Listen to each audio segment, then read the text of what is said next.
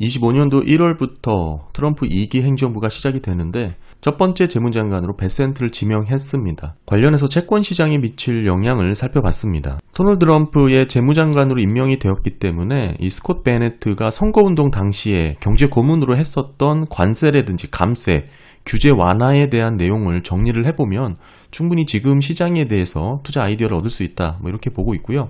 보시게 된 베센트는 조지 소로스에서 함께 일했던 헤지펀드 매니저였죠. 이 베센트의 내용을 쭉 정리를 해보면 한마디로 장기채 금리를 낮추겠다라는 그런 의도가 강하게 깔려있다, 저는 그렇게 평가를 하고 있고, 왜 그런 생각을 갖게 됐는지 쭉 설명을 드려보도록 하겠습니다. 네, 보시게 되면 10년물 국채 수익률 차트입니다. 지금 11월 25일자 기준으로 4.3%에 위치를 해 있고요. 현재의 국채 시장은 재정적자 확대와 인플레이션이 앞으로 높아질 것이라는 자극 우려가 결국 이런 변동성을 만들어냈다. 쉽게 얘기해서 트럼프 트레이드죠. 이런 부분에서 최근에 벤센트 재무장관 지명이 결국 시장의 안정화 요인으로 작용될 것이다, 저는 그렇게 보고 있는데, 이 흐름이 여기서 고점을 형성하고 재차 하락 국면으로 이어갈 것이다, 이렇게 보고 있는 것이죠. 사실 요 끝부분에 보시면 트럼프의 당선 가능성이 높아지면서 소위 트럼프 트레이드의 효과로 금리 상승 압력이 강하게 나타났던 그런 구간입니다. 따라서 트럼프 트레이드에 대한 우려가 빠르게 사라진다면 이런 변동성이 반대작용으로 금리 하락 요인이 강하게 나타날 수 있다, 이렇게 말씀을 드릴 수 있는 거고, 그뿐만이 아니라 장기금리의 흐름이 점진적으로 안정화될 가능성이 높다, 저는 그렇게 보고 있습니다. 궁극적으로는 경기 침체가 없더라도 여전히 3.5% 수준까지는 금리의 변동성만으로도 충분히 올 수 있는 그런 위치고요. 사실 우리가 지금 트럼프 트레이드라고 얘기하는 게 크게는 관세와 감세가 있습니다. 첫 번째 관세 관련해서 보면 사실 채권 시장에서는 여전히 인플레이션을 자극할 만한 그런 요인으로 해석을 하고 있습니다. 근데 보시면 베센트 재무장관 지명자는 이 관세가 결국에는 규제 수단으로 활용되기보다는 무역 협상을 위한 그런 도구의 역할이 더 클 것이다, 이런 뉘앙스를 내비쳤어요. 따라서 앞으로 들어서게 될 트럼프 행정부에 있어서의 관세 정책이 생각보다 우리가 유연해질 수 있다라는 그런 기대감이 빠르게 형성될 수가 있고, 특히나 분명하게 얘기한 부분이 이런 관세 부과로 인해서 인플레이션을 자극할 수 있다라는 이야기들에 대해서 상당히 우려 깊게 관심을 갖고 있다라는 것을 내비쳤습니다. 한마디로 인플레이션에 자극 없이 관세 정책을 아주 유연하고 점진적으로 적용시키겠다라는 의지를 내비쳤고요. 따라서 실질적으로 얘기가 나오고 있는 광범위하거나 전면적으로 높일 수 있는 수준의 관세 정책이 갑작스럽게 시행될 가능성은 상당히 제한적이다, 이렇게 볼 수가 있는 거고, 특히나 이 벤센트의 발언 중에 제가 눈여겨본 부분은 상당히 인플레이션에 대해서 중시한다라는 내용을 많이 내비쳤습니다. 이런 부분에서 관세 정책 또한 단계적으로 또는 유연하게 적용될 수 있다는 부분을 상당히 강조했고요. 결국 벤센트 재무장관이 강조하던 정책을 정리해보면 333 정책이 될 수 있습니다. 실질 GDP 성장률 3%고 이 두 번째부터가 채권시장에서 관심을 갖는 그런 대목이죠. 재정적자 28년까지 3% 수준까지 낮추겠다, 이렇게 공약을 했고요.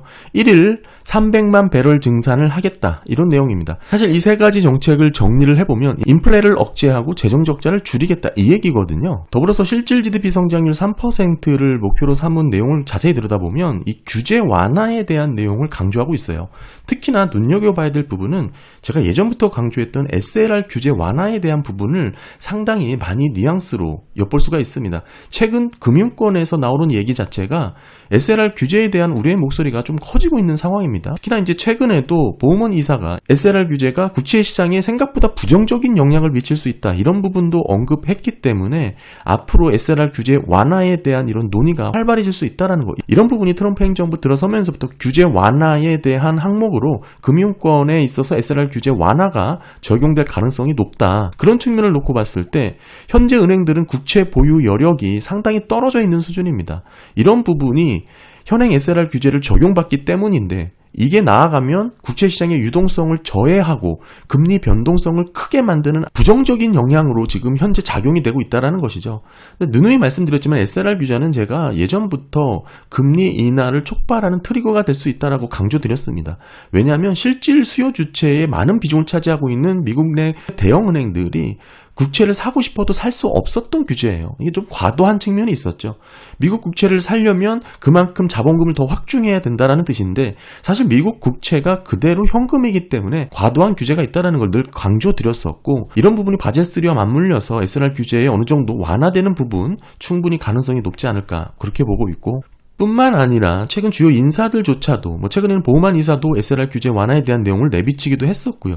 이런 부분에서 슬슬 공론화되고 논의가 확대된다는 것 자체가 이제는 좀 실현 가능성이 높아지지 않았나 저는 그렇게 평가를 하고 있고 이 부분은 국채시장 안정화를 이루는데 상당히 긍정적으로 작용될 그런 부분으로 저는 평가를 하고 있습니다.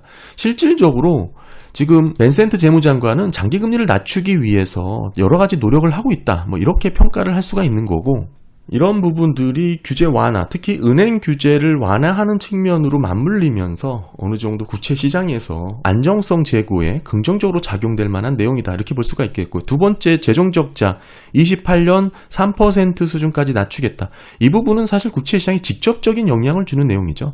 더 이상 더 분명하게 얘기할 수 없을 정도로 지금 시장에서 과도하게 우려하고 있는 게 정부 지출이 늘어나서 재정적자가 확대되는 부분인데 이 내용을 좀 비교를 해보는 게 필요한데 24년 기준으로 재정적자가 이 GDP의 6.4%예요.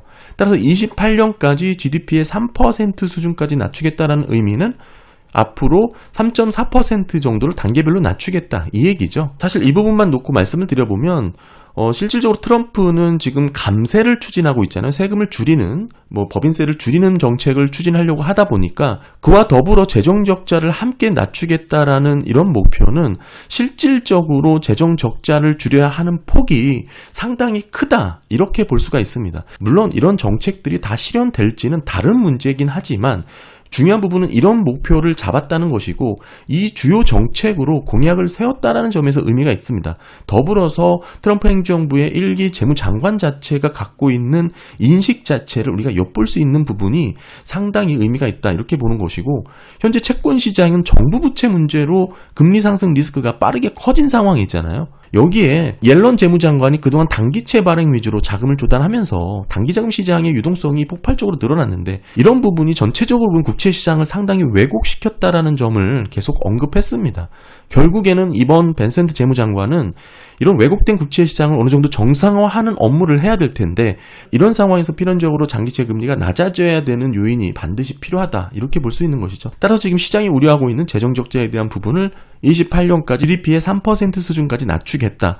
이런 부분을 주요 정책으로 지금 얘기를 하고 있고요. 24년 기준으로 GDP가 6.4였으니까 28년까지 3% 수준까지 낮추겠다라고 하면 대략 1조 달러 수준의 재정 지출을 줄여야 되는 그 정도의 수준이다. 이렇게 보시면 됩니다. 그리고 1일 300만 배럴을 증산하겠다라고 얘기한 것 자체에 큰 의미가 있는 게 결국 유가를 낮추고 기대 인플레이션 또한 안정시키겠다라는 의지가 담겨 있죠. 결국 벤센트 재무장관은 인플레이션을 잡고 재정 지출을 줄이겠다라는 것에 강한 의지를 내비쳤다라고 볼 수가 있고요. 여기에 사실 일론 머스크의 정부 효율 위원회의 역할도 있습니다. 정부 지출을 줄이겠다라는 게 핵심 골자잖아요.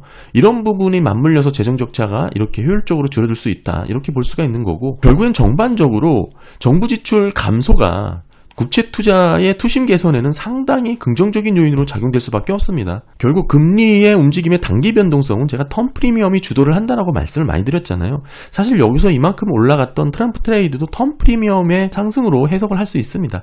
다만 텀 프리미엄의 상승은 펀더멘탈보다는 시장의 센티라는 영향이 크기 때문에 또 빠르게 식을 수 있다 이거죠. 결국에는 텀 프리미엄이 추가 상승하는 그런 압력은 상당히 낮아질 수밖에 없다. 이렇게 볼 수가 있고요. 따라서 정리를 해보면 2기 행정부의 재정 운영 방향이 어느 정도 가시화되고 있습니다. 벤센트 재무장관 임명을 통해서 어느 정도 관세와 감세에 있어서 특히나 재정 지출을 줄이겠다는 의지를 내비쳤다라고 이렇게 볼 수가 있고 이런 부분이 최근에 빠르게 채권 시장에 부담으로 작용됐던 트럼프 트레이드가 이제는 어느 정도 추가 상승하는 압력이 낮아질 수밖에 없다 이거죠. 결국 인플레이션에 대한 자극인데 그 중에 하나가 또 관세가 있었잖아요. 이게 결국에는 협상용으로 사용될 가능성이 더 높아 보이는 발언들을 인터뷰에서 쭉 해왔고 따라서 그만큼 시장에서 우려하고 있는 인플레이션 자극에 대해서 적극적으로 대응을 한 것으로 평가를 할 수가 있습니다.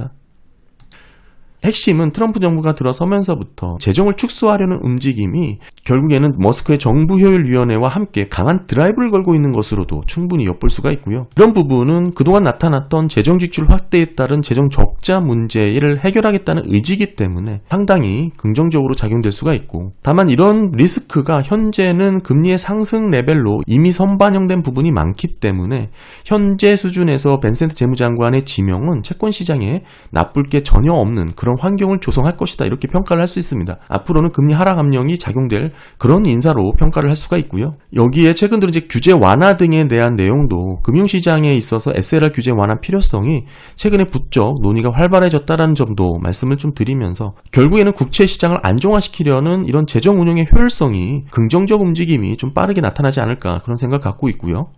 쉽게 얘기하면 지금 시장에 우려하고 있는 물가 우려, 더불어서 재정 지출의 우려를 모두 낮추겠다라는 결연한 의지로 평가를 할 수가 있습니다. 네, 오늘 벤센트 재무장관 관련해서 현재 트럼프 트레이드로 나타난 부정적인 요인을 완화시킬 수 있는 그런 내용의 벤센트 재무장관 지명으로 재정 운영 방향을 어느 정도 확인해 볼 수 있었습니다. 궁극적으로 국채 시장에 있어서는 그동안 우려가 되었던 재정 적자 확대와 인플레이션 압력이 어느 정도 안정화될 요인으로 충분히 해석을 할 수 있다, 이렇게 생각을 합니다. 네, 감사합니다.